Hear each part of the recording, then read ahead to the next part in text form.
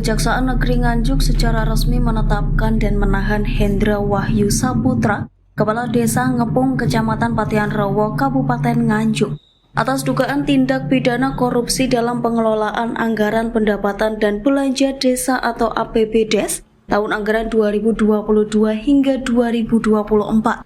Penetapan tersangka dan penahanan dilakukan setelah tim jaksa penyidik Kejaksaan Negeri Nganjuk menemukan bukti kuat bahwa Hendra Wahyu Saputra telah mencairkan dana APBDes dari tahun 2022 hingga 2024.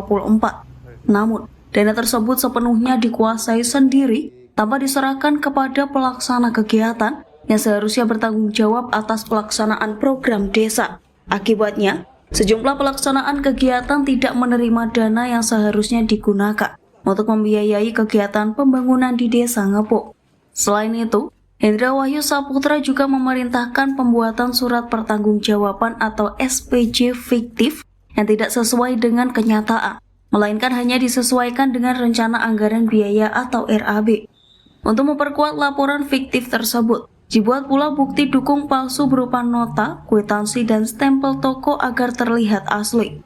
Dari hasil audit investigatif sementara atas pengelolaan APBDes Desa Ngepung, ditemukan potensi kerugian negara sebesar Rp398.628,52. Angka ini masih bersifat sementara dan dapat berubah sesuai dengan hasil pendalaman penyidikan lebih lanjut. Penahanan sementara terhadap Hendra Wahyu Saputra dilakukan selama 20 hari, terhitung sejak 4 Juni 2025 hingga 23 Juni 2025 di Rutan Kelas 2B Nganjuk. Tim penyelidik dan tim penyidik melakukan pengembangan dengan melakukan audit dari tahun 2022 sampai dengan tahun 2024 dan akhirnya ditemukan kerugian negara sekitar Rp398 juta. Pengakuan dari tersangka sendiri, uang negara itu digunakan untuk apa? Pada umumnya digunakan untuk keperluan pribadi. Untuk dugaan keterlibatan pihak lain masih kita dalami ya Bapak-Bapak sekalian di dalam penyidikan selanjutnya.